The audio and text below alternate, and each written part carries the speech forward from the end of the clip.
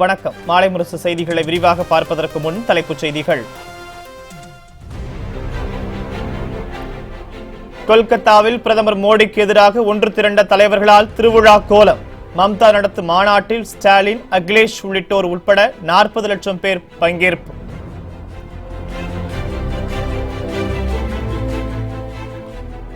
பாஜகவுடன் கூட்டணி வைக்க அதிமுக அமைச்சர்கள், எம்எல்ஏக்கள், முக்கிய நிர்வாகிகள் எதிர்ப்பு. நாடாளுமன்ற தேர்தலுக்கு பின் வேண்டுமானால் ஆதரிக்கலாம் என ஓபிஎஸ், சிபிஎஸ்க்கு யோசனை.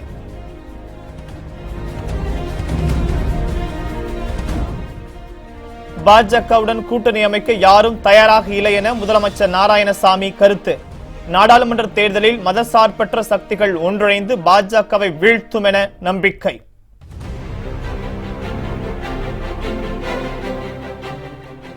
சபரிமலை கோவில் நடை நாளை அடைக்கப்படும் நிலையில் 2 கேரள இளம் பெண்கள் தரிசனம் செய்ய முயற்சி.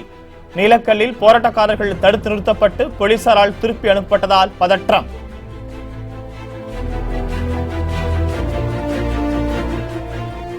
சென்னை உயர்நீதிமன்றத்தில் தமிழை வழக்காடு மொழியாக கொண்டுவர ஆளுநர் பன்வாரிலால் ஆதரவு. ஒவ்வொரு மாநில மொழியும் அந்தந்த உயர்நீதிமன்றத்தில் வழக்காடு மொழியாக இருக்க வேண்டுமென கருத்து. கொல்கத்தாவில் பாஜகவுக்கு எதிராக எதிர்க்கட்சிகளை ஒன்றிணைத்து ஒன்றுபட்ட இந்தியா என்ற தலைப்பில் மம்தா பானர்ஜி நடத்தும் மாநாட்டில் 40 லட்சம் பேர் கலந்து கொள்வார்கள் என்று எதிர்பார்க்கப்படுகிறது. மத்திய பாஜக அரசுக்கு எதிராக எதிர்க்கட்சிகளை ஒருங்கிணைக்கும் வகையில் மேற்கு வங்க முதல்வரும் திரிணாமுல் காங்கிரஸ் கட்சியின் தலைவருமான மம்தா பானர்ஜி நடத்தும் பிரமாண்ட பொதுக்கூட்டம் கொல்கத்தாவில் இன்று நடைபெறுகிறது. ஒன்றுபட்ட இந்தியா என்ற தலைப்பில் நடைபெறும் இந்த மாநாட்டில் திமுக தலைவர் மு க ஸ்டாலின் உள்பட 18க்கும் மேற்பட்ட கட்சிகளின் தலைவர்கள் பங்கேற்கின்றனர். இதற்காக திமுக தலைவர் மு க ஸ்டாலின் உள்பட சமாஜ்வாடி கட்சி தலைவர் அகிலேஷ் யாதவ், மதசார்பற்ற ஜனதா தளம் தலைவர் தேவகவுடாவின் மகனும் கர்நாடக முதல்வருமான குமாரசாமி, தேசியவாத காங்கிரஸ் தலைவர் சரத் பவார், தேசிய மாநாட்டு கட்சியின் தலைவர் பரூக் அப்துல்லா உள்ளிட்டோர் கொல்கத்தாவில் முகாமிட்டுள்ளனர். இது தவிர முன்னாள் மத்திய அமைச்சர் யஷ்வந்த் சின்ஹா, சத்ருகன் சின்ஹா, அருண் சௌரி, டெல்லி முதல்வர் அரவிந்த் கெஜ்ரிவால், ஆந்திர முதல்வர் சந்திரபாபு நாயுடு உள்ளிட்டோரும் இந்த கூட்டத்தில் பங்கேற்கின்றனர். மம்தாவின் மாநாட்டிற்கு ராகுல் காந்தியும் ஆதரவு தெரிவித்துள்ளார். இது தொடர்பாக மம்தாவுக்கு கடிதம் அனுப்பியுள்ள ராகுல் காந்தி தனது தரப்பிலிருந்து மூத்த தலைவர்களான மல்லிகார்ஜுனா கார்கே, அபிஷேக் மனு சிங்வி ஆகியோரை மாநாட்டிற்கு அனுப்பி வைத்துள்ளார். மேற்கு வங்க முதலமைச்சர் மம்தா பானர்ஜி நடத்தும் மாநாட்டில் சுமார் 40 லட்சம் பேர் கலந்து கொள்வார்கள் என்று திரிணாமுல் காங்கிரஸ் கட்சியின் தரப்பில் தெரிவிக்கப்பட்டுள்ளது. வரலாற்று சாதனை படைக்கும் மாநாடு தொடங்க இன்னும் சில மணி நேரங்களே இருப்பதாக தமது ட்விட்டரில் தெரிவித்துள்ள மம்தா பானர்ஜி, லட்சக்கணக்கான தொண்டர்களின் ஆதரவால் இன்றைய மாநாடு வலிமையான, வளர்ச்சி மிகுந்த ஒன்றுபட்ட இந்தியாவை உருவாக்கும் என்று குறிப்பிட்டுள்ளார். இந்த மாநாட்டிற்காக 20 பிரம்மாண்டமான LED டிவிகள் அமைக்கப்பட்டுள்ளன.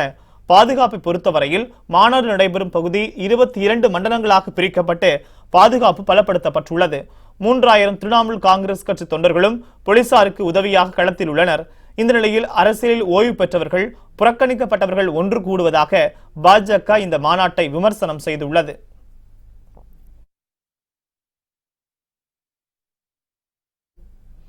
நாடாளுமன்ற தேர்தலில் பாஜகவுடன் கூட்டணி வைக்க வேண்டாம் என முதலமைச்சர் எடப்பாடி பழனிசாமியிடம் அதிமுக அமைச்சர்கள் வலியுறுத்தியுள்ளனர்.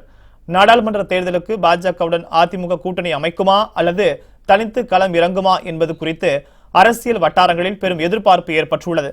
கூட்டணி பற்றி கருத்து தெரிவித்த முதலமைச்சர் எடப்பாடி பழனிசாமி, தமிழக மக்களுக்கு நன்மை செய்யும் கட்சிதான் மத்தியில் ஆட்சிக்கு வர வேண்டும், அதற்கு தான் அதிமுக ஆதரவு அளிக்கும் என வெளிப்படையாக தெரிவித்திருந்தார். மேலும் தேர்தல் நேரத்தில் கூட்டணி குறித்து முடிவு செய்யப்படும் என்று துணை முதலமைச்சர் ஓ பன்னீர்செல்வம் கூறியிருந்தார். ஆனால் அதிமுக அமைச்சர்கள் கருத்து தெரிவிக்கும் போது ஜெயலலிதா பாணியில் செல்வோம் என்று தனித்து போட்டி என்பதை உறுதி செய்தனர். இந்த நிலையில் முதலமைச்சர் எடப்பாடி பழனிசாமி தலைமையில் அமைச்சர்களுடன் ஆலோசனை கூட்டம் நேற்று நடைபெற்றது. இதில் நாடாளுமன்ற தேர்தல் குறித்தும் கூட்டணி அமைப்பது குறித்தும் ஆலோசிக்கப்பட்டது. இதில் அமைச்சர்கள் பலரும் நாடாளுமன்ற தேர்தலில் ஜெயலலிதாவின் பாணியில் தனது தனித்து போட்டியிட வேண்டும் என்று வலியுறுத்தியதாக தெரிகிறது.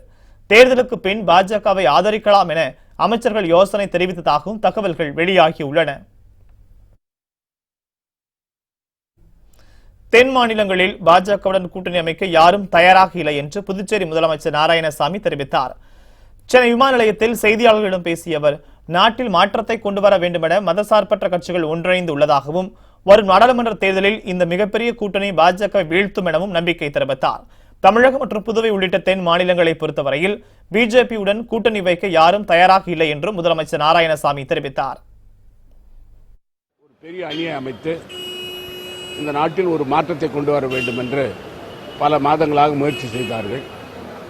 இன்றைய தினம் மம்தா பானர்ஜி அம்மையார் அவர்கள் நடத்துகின்ற பேரணி ஒரு பிரம்மாண்டமான பேரணியாக இருக்கும் என்று எனக்கு நம்பிக்கை இருக்கிறது. இந்திய நாட்டு மக்களுடைய கலாச்சாரத்தை சீரழித்துக் கொண்டிருக்கின்ற பாரதிய ஜனதா கட்சியும் நரேந்திர மோடி அவர்களை வீட்டுக்கு அனுப்புவதுதான் எங்களுடைய முதல் குறிக்கோள் என்று தலைவர் ராகுல் காந்தி அவர்கள் தெளிவாக கூறியிருக்கிறார்கள். மரியாதைக்குரிய தம்பிதுரை அவர்கள் நாங்கள் பாரதிய ஜனதா கட்சியோட கூட்டணி சேர்ந்தால் தற்கொலைக்கு சமன் சொல்லியிருக்காரு. அதனால பாரதிய ஜனதா கட்சியினுடைய தமிழகத்தை பொறுத்தம் புதுச்சேரி மாநிலம் தென் மாநிலங்களை பொறுத்த வரைக்கும் பாரதிய ஜனதா கட்சி கூட கூட்டணி வைப்பதற்கு யாரும் தயாராக இல்லை. சபரிமலை கோவில் நடை நாளை அடைக்கப்பட உள்ள நிலையில் ஐயப்பனை தரிசிக்க சென்ற 2 இளம் பெண்கள் போராட்டக்காரர்களால் தடுத்து நிறுத்தப்பட்டு திருப்பி அனுப்பப்பட்டனர். மீண்டும் பரபரப்பு ஏற்பட்டது. சபரிமலையில் மண்டல மகரவிளக்கு பூஜைகள் நிறைவடைந்ததை அடுத்து கோவில் நடை நாளை அதிகாலை 6:30 மணிக்கு அடைக்கப்படுகிறது. இந்த நிலையில் கேரளாவைச் சேர்ந்த ஷனிலா, ரேஷ்மா ஆகிய 2 இளம் பெண்கள் இன்று சபரிமலை சென்றுள்ளனர். அப்போது நிலக்கல் கேம்ப் பகுதியில் போராட்டக்காரர்கள் பெண்கள் இருவரையும் கண்டித்து ஆர்ப்பாட்டம் செய்தனர். மேலும் பெண்கள் இருவரையும் முன்னேற செல்ல விடாமல் போராட்டக்காரர்கள் நிலக்கலிலேயே தடுத்து நிறுத்தினர். இதுகுறித்து தகவல் அறிந்து பம்பையிலும் பெண்களை கண்டித்து போராட்டத்தில் ஈடுபட நடவடிக்கைகள் மேற்கொள்ளப்பட்டன. இதனை அறிந்த காவல்துறையினர் போராட்டக்காரர்களை மீறி கோவிலுக்குள் சென்றதால் விபரீதம் ஏற்படும் என எச்சரித்து ஷனிலா, ரேஷ்மா ஆகிய இருவரையும் நிலக்கலிலேயே திருப்பி அனுப்பினர். இந்த சம்பவம் காரணமாக சபரிமலை சன்னிதானம், நிலக்கல், பம்பை பகுதிகளில் குவிந்திருந்த பக்தர்களிடையே பெரும் பரபரப்பு ஏற்பட்டது. புதுக்கோட்டை மாவட்டம் விராலிமலையில் 2000 காளைகள் கலந்து கொள்ளும் ஜல்லிக்கட்டு போட்டியை முதலமைச்சர் எடப்பாடி பழனிசாமி நாளை தொடங்கி வைக்கிறார். தைப்பொங்கல் திருநாளையொட்டி தமிழர்களின் பாரம்பரிய விளையாட்டான ஜல்லிக்கட்டு போட்டி முழு பாதுகாப்பு ஏற்பாடுகளுடன் இந்த ஆண்டு முதலாக அரசு அனுமதியுடன் புதுக்கோட்டை மாவட்டம் தச்சன்குறிச்சியில் நடைபெற்றது. இந்த நிலையில் விராலிமலையில் 2000 காளைகள் கலந்து கொள்ளும் ஜல்லிக்கட்டு போட்டியை முதலமைச்சர் எடப்பாடி பழனிசாமி நாளை தொடங்கி வைக்கிறார். தமிழகத்தில் அதிக காளைகளும் காளையர்களும் கலந்து கொண்ட பிரம்மாண்ட ஜல்லிக்கட்டு என்ற சாதனையை படைக்கும் வகையில் விராலிமலையில் நடத்திட அமைச்சர் விஜயபாஸ்கர் ஏற்பாடுகளை செய்துள்ளார். மேலும் அமைச்சர் விஜயபாஸ்கரின் புதிய காளை ஒன்றும் நாளை விராலிமலையில் களமிறக்கப்படலாம் என்று கூறப்படுகிறது. இந்த நிலையில் காப்பீடு செய்துள்ள வீரர்கள் மட்டுமே நாளைய ஜல்லிக்கட்டில் காளைகளை அடக்க களமிறக்கப்படுவார்கள் என்று ஜல்லிக்கட்டு விழா குழுவினர் அறிவித்துள்ளனர். சென்னை தேனாம்பேட்டை டிஎம்எஸ் வண்ணாரப்பேட்டை இடையே இம்மாத இறுதியில் மெட்ரோ ரயில் சேவை தொடங்கும் என எதிர்பார்க்கப்படுகிறது. சென்னை டிஎம்எஸ் வண்ணாரப்பேட்டை இடையிலான மெட்ரோ ரயில் சேவைக்கான பணிகள் முழுவீச்சு நடைபெற்று வந்தன. அதற்கான பணிகள் தற்போது நிறைவடைந்துள்ள நிலையில் இந்த வழித்தடத்தில் விரைவில் ரயில் இயக்கப்பட உள்ளது. இந்த நிலையில் இந்த வழித்தடத்தில் செய்யப்பட்டுள்ள பாதுகாப்பு குறித்து மெட்ரோ ரயில் பாதுகாப்பு ஆணையர் மனோகரன் ஆய்வு மேற்கொண்டார். ரயில்வே பாதுகாப்பு ஆணையர் ஆய்வு இன்றும் நாளையும் 2 நாட்கள் நடைபெறும் என தெரிவிக்கப்பட்டுள்ளது. ஆய்வுக்கு பின் செய்தியாளர்களிடம் பேசிய மனோகரன், டிஎம்எஸ் வண்ணாரப்பேட்டை வழித்தடத்தில் இயக்க உள்ள மெட்ரோ ரயில் பாதுகாப்பு பணிகள் குறித்து ஆய்வு செய்ததாகவும் ஆய்விற்கு பிறகு சான்றிதழ் அளிக்கப்பட்டு விரைவில் ரயில் இயக்கப்படும் என்று தெரிவித்தார்.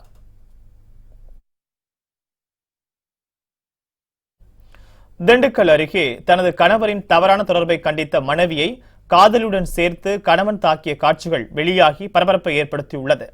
திண்டுக்கல் மாவட்டம் தாடிகொம்பு அருகே உள்ள கிழக்கு காப்பிலியப்பட்டியைச் சேர்ந்தவர் சருகுணம்.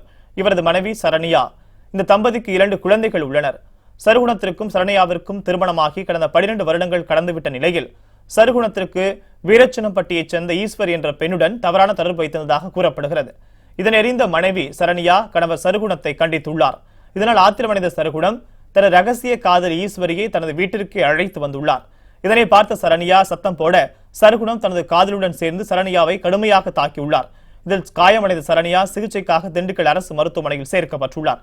சம்பவம் தொடர்பாக திண்டுக்கல் அனைத்து மகளிர் காவல் நிலைய போலீசார் விசாரணை மேற்கொண்டு வரும் நிலையில் சரணியாவை அவரது கணவர் சருகுணம் கழுத்தை நெரித்து கொல்ல முயன்ற காட்சி பக்கத்து வீட்டில் உள்ள இளைஞர் ஒருவரால் படம் பிடிக்கப்பட்டு சமூக வலைதளங்களில் பரவியது.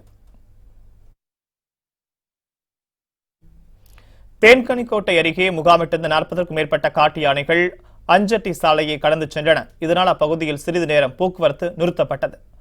கிருஷ்ணகிரி மாவட்டம் தேன்கனிக்கோட்டை வனப்பகுதியில் 40க்கும் மேற்பட்ட காட்டு யானைகள் சுற்றித் திரிந்து வருகின்றன. இந்த காட்டு யானைகள் தண்ணீர் மற்றும் உணவு தேடி குடியிருப்பு பகுதிக்குள் புகுந்து விளை நிலங்களை சேதப்படுத்தியும் பொதுமக்களை அச்சுறுத்தியும் வருகிறது. இந்த நிலையில் யானைகள் கூட்டத்தை கர்நாடக மாநில வனப்பகுதிக்கு விரட்டும் பணியில் வனத்துறையினர் தீவிரமாக ஈடுபட்டு வருகின்றனர். இந்த நிலையில் காட்டு யானைகள் குட்டிகளுடன் அஞ்சட்டி சாலையை நிதானமாக கடந்து சென்றன. இதனால் வாகன ஓட்டிகள் அச்சமடைந்தனர். யானைகள் எந்த நேரத்திலும் தாக்கக்கூடும் என்பதால் அப்பகுதியில் சிறிது நேரம் போக்குவரத்து நிறுத்தப்பட்டது. உயிருக்கு போராடும் தந்தையிடம் ஆசி பெறுவதற்காக மகன் மருத்துவமனையிலேயே திருமணம் செய்து கொண்ட சம்பவம் நெகிழ்ச்சியை ஏற்படுத்தியுள்ளது. சென்னை திருவொற்றியூர் மேற்கு மாட வீதியைச் சேர்ந்தவர் சுரேஷ். 60 வயதான இவர் கடந்த 11ஆம் தேதி ரயில் தண்டவாளத்தை கடக்க முயன்றபோது ரயில் மோதி படுகாயங்களுடன் சென்னை ஸ்டான்லி மருத்துவமனையில் அனுமதிக்கப்பட்டுள்ளார். இடுப்புக்கு கீழே உள்ள உறுப்புகள் அகற்றப்பட உள்ள நிலையில் உயிருக்கு போராடி வருகிறார். இவரது மகன் சதீஷுக்கு வரும் பிப்ரவரி மாதம் 15ஆம் தேதி திருமணம் நிச்சயிக்கப்பட்டுள்ளது. இந்த நிலையில் தந்தையின் உயிர் இருக்கும் போதே திருமணம் செய்து கொண்டு அவரிடம் ஆசி பெற வேண்டும் என்று நினைத்த சதீஷ் தனது எண்ணத்தை குடும்பத்தினரிடமும் பெண் வீட்டாரிடமும் தெரிவித்துள்ளார். இதற்கு அவர்களும் சம்மதிக்கவே ஸ்டான்லி மருத்துவமனை வளாகத்தில் உள்ள கோயில் முன்பாக தனக்கு நிச்சயித்திருந்த சித்ரா கழுத்தில் தாலி கட்டினார். பின்னர் தன் தந்தையிடம் ஆசி பெற்றார். இச்சம்பவம் மருத்துவமனையில் நிகழ்ச்சியை ஏற்படுத்தியது.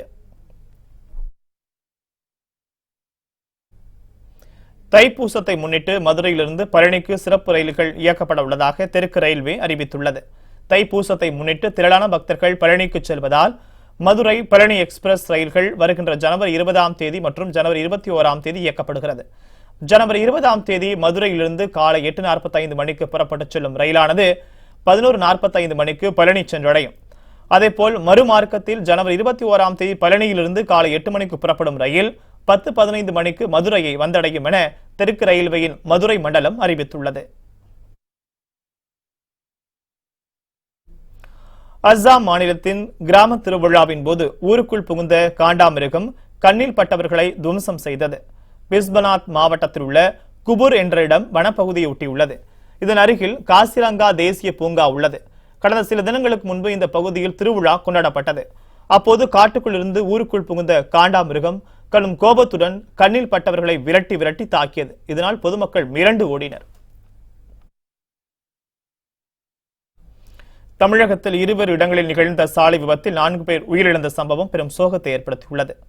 விழுப்புரம் மாவட்டம் சங்கராபுரம் அருகே பூட்டை கிராமத்தைச் சேர்ந்தவர் நாகராஜன்.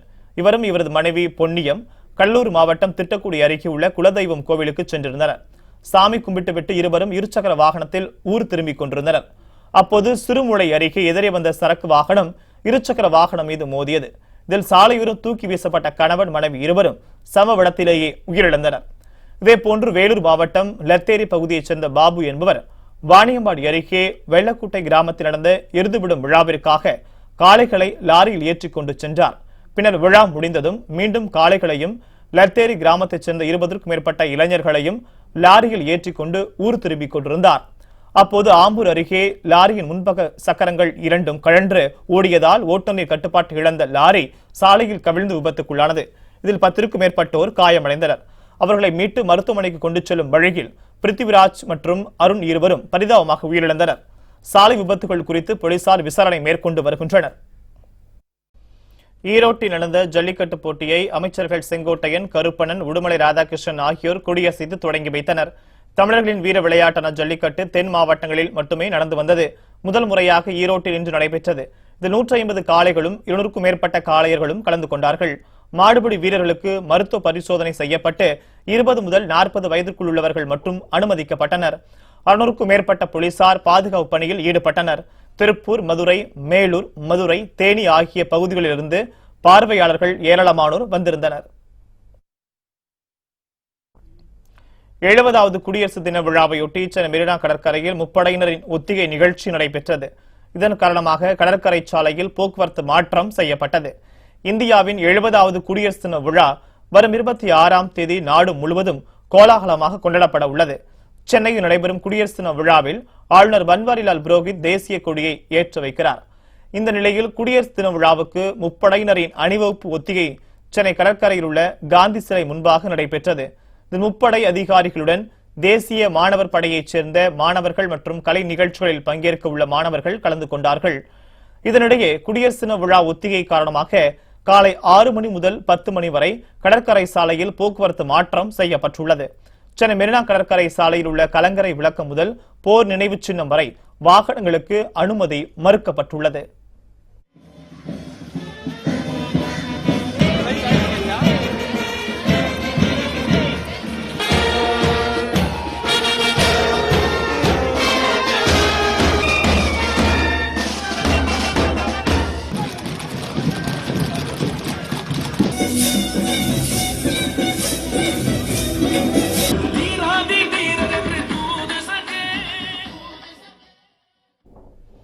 காங்கிரஸ் தலைவர் ராகுல் காந்தி பிப்ரவரி மாதம் தமிழகத்தில் தேர்தல் பிரச்சார சுற்றுப்பயணம் மேற்கொள்ள உள்ளதாக மாநில காங்கிரஸ் தலைவர் திருநாவுக்கரசர் தெரிவித்தார்.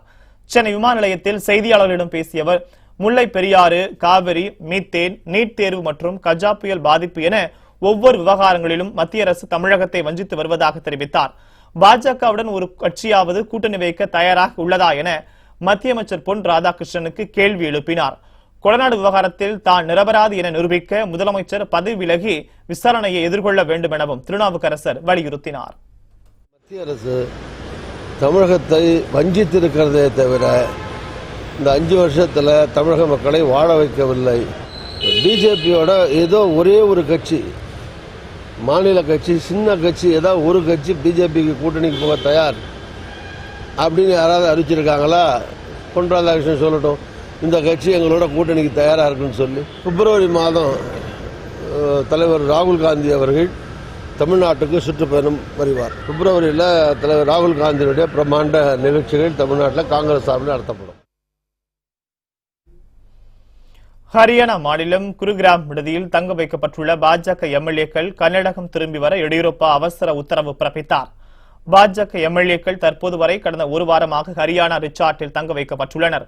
சுமார் 12 சட்டமன்ற உறுப்பினர்களை பாஜக விலைக்கு வாங்கி பின்வாசல் வழியாக ஆட்சியை பிடிக்க முயற்சிப்பதாக குற்றச்சாட்டு எழுந்தது. இந்த நிலையில் பெங்களூருவில் சட்டமன்ற வளாகத்தில் காங்கிரஸ் எம்எல்ஏக்கள் கூட்டம் நேற்று நடைபெற்றது. அதில் 79 எம்எல்ஏக்கள் கலந்து கொள்வார்கள் என எதிர்பார்க்கப்பட்ட நிலையில் 75 பேர் மட்டுமே பங்கேற்றனர். அவர்களில் யாரும் பாஜகவினருக்கு விலை போய்விடக் கூடாது என்பதற்காக அந்த 75 எம்எல்ஏக்களும் ரிச்சார்ட்டுக்கு அழைத்துச் செல்லப்பட்டனர். கர்நாடக அரசியலில் பரபரப்பு நிலவுவதால் குருகிராமுக்கு சென்ற பாஜக எம்எல்ஏக்களை கர்நாடகாவுக்கு திரும்பும்படி அக்கட்சியின் மாநில தலைவர் எடியூரப்பா உத்தரவிட்டுள்ளார். தீவிரவாதம் குறைந்துவிட்டதாக மத்திய அரசு கூறி வரும் நிலையில் தினம்தோறும் ராணுவத்தினர் கொல்லப்படுவது ஏன் என RSS அமைப்பு தலைவர் கேள்வி எழுப்பியிருக்கிறார். நாக்பூர் நிகழ்ச்சி ஒன்றில் பேசிய RSS தலைவர் மோகன் பகவத், அண்டை நாட்டுடன் எந்த போரும் இல்லாத நிலையில் இந்திய வீரர்கள் தினம்தோறும் எல்லைப் பகுதியில் கொல்லப்படுவது ஏன் என்று கேள்வி எழுப்பினார். மேலும் அவர், எந்த ஒரு யுத்தமும் நடைபெறாத போதும் வீரர்கள் உயிரிழக்கிறார்கள் என்றால் அரசு தன் கடமையை சரியாக செய்யவில்லை என்றுதான் பொருள் என்று விமர்சித்தார். கடந்த 4 ஆண்டுகளாக தீவிரவாதம் குறைந்து விட்டதென பாதுகாப்பு அமைச்சர் நிர்மலா சீதாராமன் கூறியிருந்த நிலையில் RSS தலைவர் இவ்வாறு விமர்சித்துள்ளார்.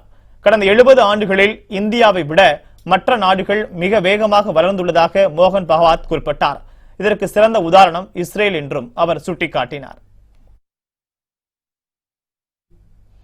நாடாளுமன்ற தேர்தல் பிரச்சாரத்திற்காக பிப்ரவரி 10 மற்றும் 19 தேதிகளில் பிரதமர் மோடி தமிழகம் வருகை தருகிறார்.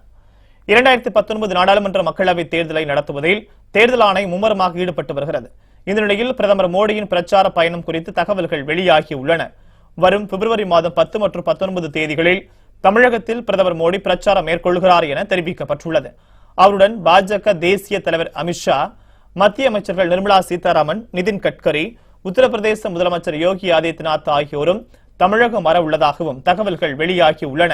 பிப்ரவரி 2ஆம் தேதி இந்தியா முழுவதும் உள்ள 22,000 ஒன்றிய நிர்வாகிகளுடன் காணொலி காட்சி மூலம் பிரதமர் கலந்துரையாடுவார் என தெரிவிக்கப்பட்டுள்ளது. காஷ்மீர் மாநிலத்தில் கடும் குளிர் நிலை வருவதால் மக்கள் பெரும் அவதிக்குள்ளாகியுள்ளனர். கடும் பனிப்பொழிவு காலம் என்று அழைக்கப்படும் சில்லாய், கலான் ஜம்மு காஷ்மீரில் தொடங்கியுள்ளது. இதனால் மாநிலத்தின் பல இடங்களில் -15 டிகிரிக்கு வெப்பநிலை சென்றுள்ளது. பனிப்பொழிவு காரணமாக ஸ்ரீநகர் நெடுஞ்சாலை உள்ளிட்ட பல முக்கிய சாலைகள் மூடப்பட்டன. லே பகுதியில் நேற்று முன்தினம் இரவு மைனஸ் வெப்பநிலை பதிவாகியுள்ளது. இது நடப்பு குளிர்காலத்தின் அதிக குளிராக இரவாக கணக்கிடப்பட்டுள்ளது. இந்த கடும் குளிரால் மக்களின் இயல்பு வாழ்க்கை பாதிக்கப்பட்டுள்ளதோடு மிகவும் அவதிக்குள்ளாகியுள்ளனர்.